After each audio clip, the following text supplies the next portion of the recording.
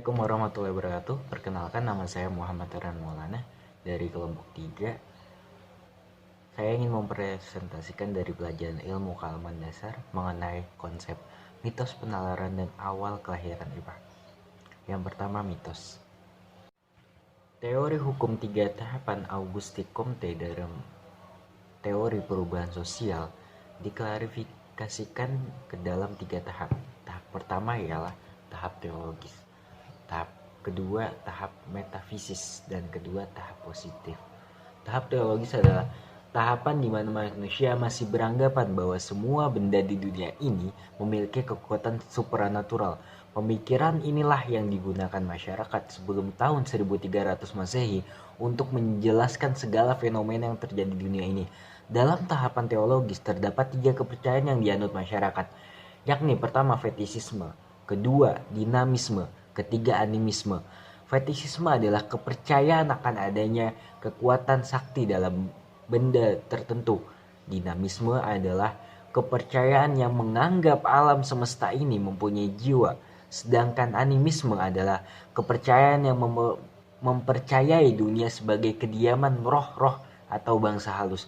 Ada juga pandangan lain soal politeisme dan monoteisme. Politeisme adalah bentuk kepercayaan kepada dewa-dewa, lebih dari satu dewa atau Tuhan. Sedangkan kebalikannya, monoteisme adalah meyakini adanya satu Tuhan yang berkuasa penuh atas segala sesuatu. Yang kedua, tahapan metafisis. Tahapan metafisis adalah tahapan di mana masyarakat percaya bahwa kekuatan abstrak menentukan kejadian di dunia. Tahapan metafisis merupakan hasil pergeseran dari tahapan teologis dan terjadi kira-kira 1300 sampai 1800 sebelum Masehi. Pada tahapan metafisis ini muncul konsep-konsep abstrak atau kekuatan abstrak selain Tuhan, yakni alam.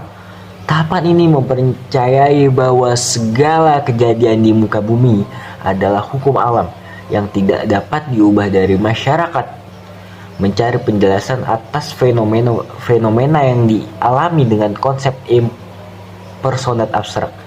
Sebagai ilustrasi, salah satunya adalah banyak orang sudah berpendidikan namun dia masih percaya pada peramal atau dukun.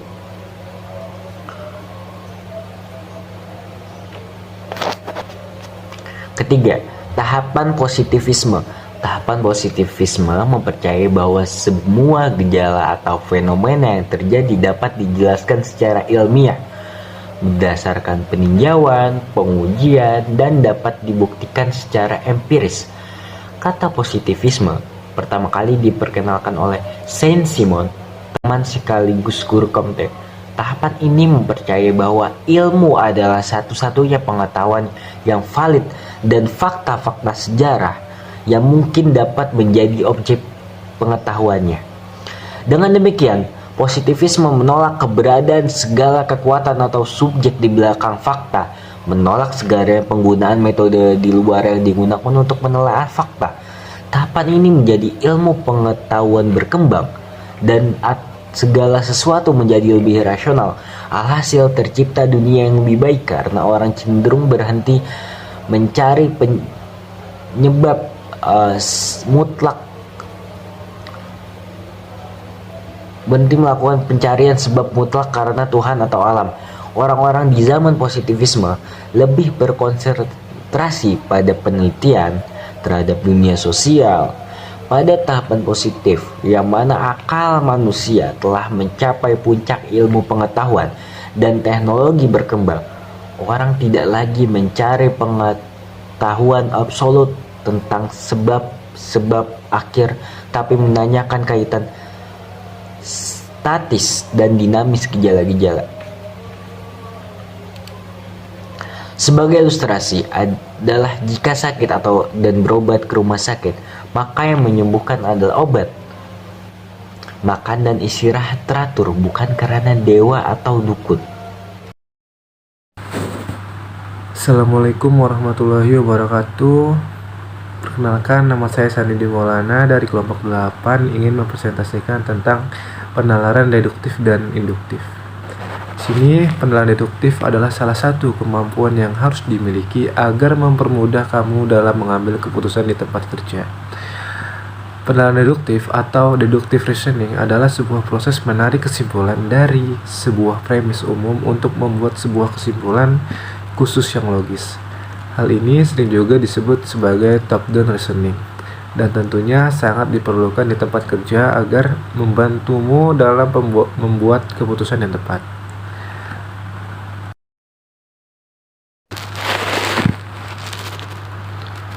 Contoh dari deductive reasoning di tempat kerja adalah sebagai berikut. Beberapa konsumen tidak puas dengan pelayanan perusahaan karena tidak mendapatkan arahan yang jelas. Agar konsumen tidak kecewa, maka pemberian arahan ke konsumen harus lebih mudah dimengerti. Lalu apa maksudnya, apa saja manfaatnya, dan bagaimana cara meningkatkan kemampuan tersebut? Pertama, manfaat menggunakan penalaran deduktif. Pertama, problem solving adalah penalaran deduktif dipakai saat melakukan problem solving dengan cara membuat beberapa asumsi menjadi inti masalah yang harus diselesaikan. Setelah itu, kamu bisa mencari asumsi mana yang paling dekat dan terkait dengan masalah dan mencari solusinya berdasarkan asumsi tersebut. Kedua, meningkatkan kerjasama tim. Jika kamu seorang leader atau team player, kamu bisa menggunakan penalaran deduktif untuk membuat seluruh anggota tim bekerja dengan baik. Sebagai contoh, kamu melihat setiap anggota tim sulit bekerja sama karena perbedaan budaya hingga gaya kerja. 3. Pelayanan konsumen. Menggunakan deductive reasoning, kamu bisa membuat keputusan yang tepat untuk menyelesaikan masalah. Sebagai contohnya yaitu kami mendapatkan keluhan dari klien bahwa mereka tidak tahu progres dan tidak mendapatkan informasi mengenai proyek mereka sama sekali. Nah, dari sana kita bisa mengetahui dua hal, klien yang tidak puas dan juga klien yang tidak mendapatkan informasi mengenai progres dari proyeknya. Lalu selanjutnya, bagaimana sih cara meningkatkan kemampuan penalaran deduktif? Di sini kita memiliki 3 cara untuk meningkatkan kemampuan penalaran deduktif, yaitu yang pertama, memiliki rasa ingin tahu yang kuat adalah salah satu cara untuk meningkatkan kemampuan penalaran deduktif seseorang. Rasa ingin tahu tersebut dapat membantu dalam mencari informasi penting dan tepat untuk membuat sebuah asumsi yang akan menjadi pokok permasalahan. Dengan rasa ingin tahu yang kuat, kalian pun akan lebih sering bertanya dan mendapatkan insight dari setiap informasi tersebut. Kedua, mengobservasi keadaan sekitar. Cobalah untuk lebih sering memperhatikan lingkungan sekitarmu. Sambil melakukan ini, cobalah untuk menganalisis dan juga memahami keadaan tersebut. Mengembangkan kemampuan observasi adalah salah satu cara yang bisa kamu lakukan untuk mengembangkan skill penalaran deduktif. Ketiga, perbanyak pengetahuan. Semakin banyak pengetahuan yang dimiliki, semakin mudah kamu dalam mendapatkan informasi untuk melakukan penalaran deduktif. Tentunya, informasi tersebut dapat kamu hubungkan satu sama lain untuk membuat keputusan yang terbaik. Cobalah untuk membaca buku lebih banyak dan tetap up to date dengan berbagai hal yang melalui media sosial.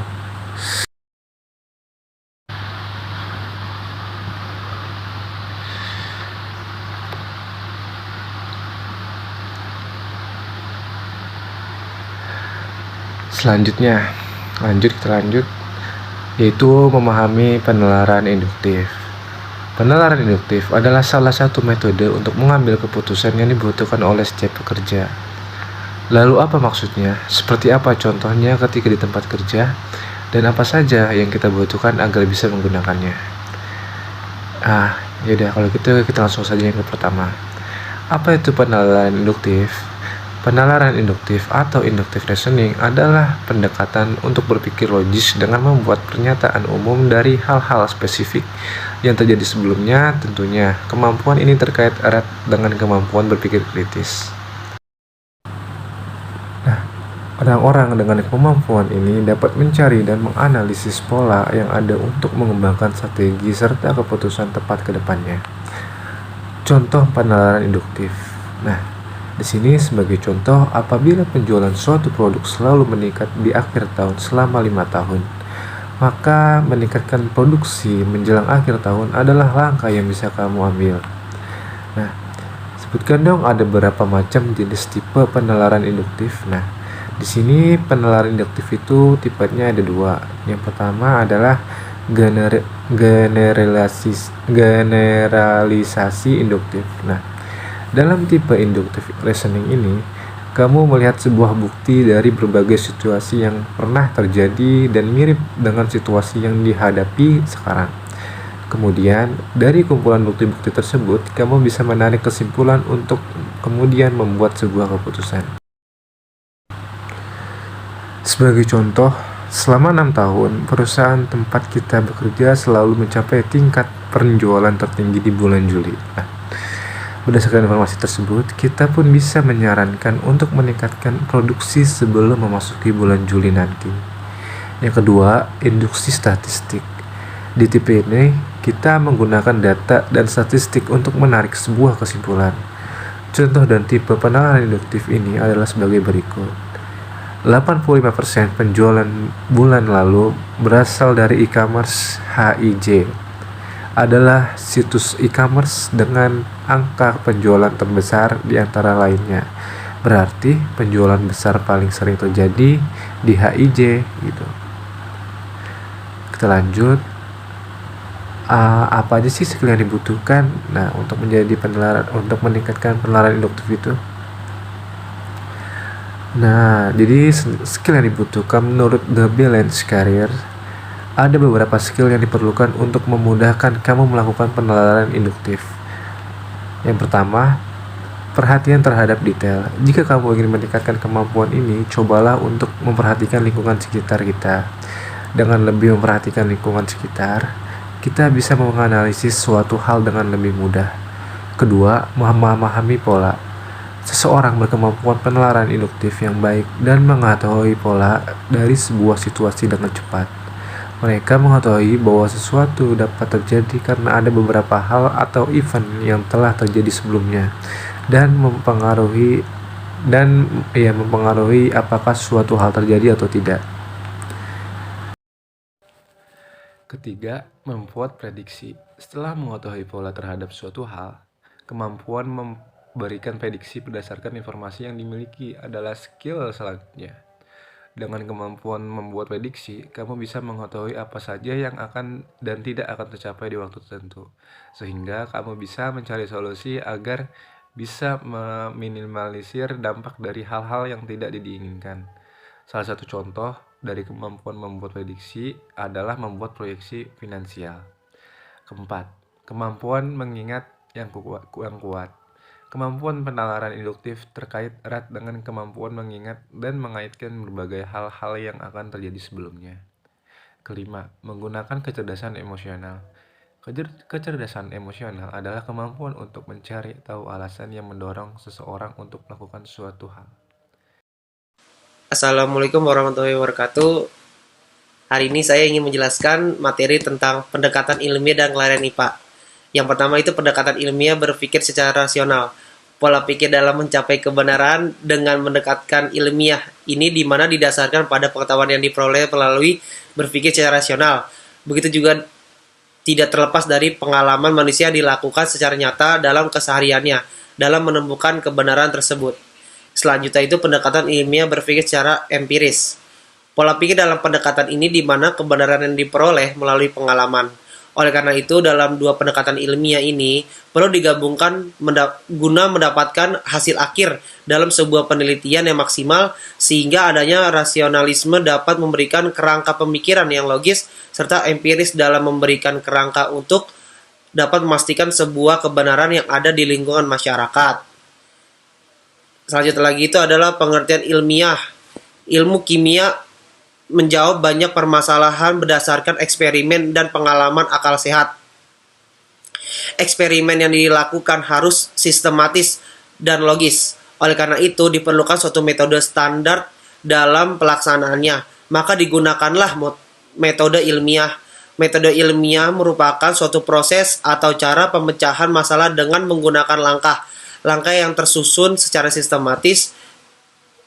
Langkah tersebut dilaksanakan melalui konsep dasar berpikir, yaitu analitis, logis, objektif, konsep empiris. Langkah-langkah metode ilmiah. Yang pertama itu merumuskan masalah. Saat kamu sudah mengidentifikasi masalah, selanjutnya adalah merumuskan masalah.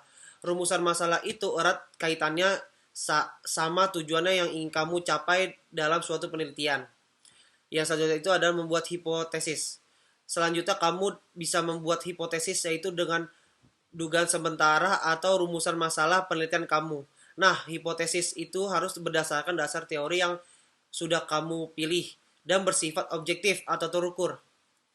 Lalu bagaimana mengetahui apakah hipotesis yang sudah kamu buat sudah benar atau belum besar?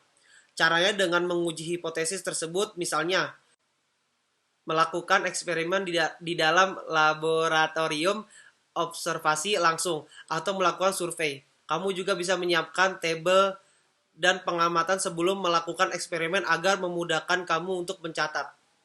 Selanjutnya itu membuat kesimpulan. Hasil data menghasilkan suatu pola atau kecenderungan. Pola ini dapat dijadikan landasan untuk menarik sebuah kesimpulan. Kesimpulan ada suatu pernyataan yang merangkum apa yang sudah dilakukan dalam kegiatan penelitian. Dalam menyusun suatu kesimpulan, kalian harus merumuskan apakah data yang dikumpulkan mendukung hipotesis atau tidak. Selain itu, kalian juga harus mengulang suatu penelitian beberapa kali sebelum dapat menarik suatu kesimpulan. Ilmu adalah serangkaian pengetahuan yang sistematis atau dalam bahasa Jerman disebut sebagai Wissenschaft. Pengetahuan dapat diklasifikasikan menjadi ilmu bila mana pengetahuan tersebut diusahakan dengan aktivitas manusia yang dilaksanakan dengan metode tertentu sehingga menghasilkan suatu pengetahuan yang sistematis. Setidaknya suatu pengetahuan dapat dikaitkan ilmu bila mana memiliki ciri-ciri sebagai berikut. Yang pertama itu ada empiris. Pengetahuan itu diperoleh berdasarkan pengamatan dan percobaan.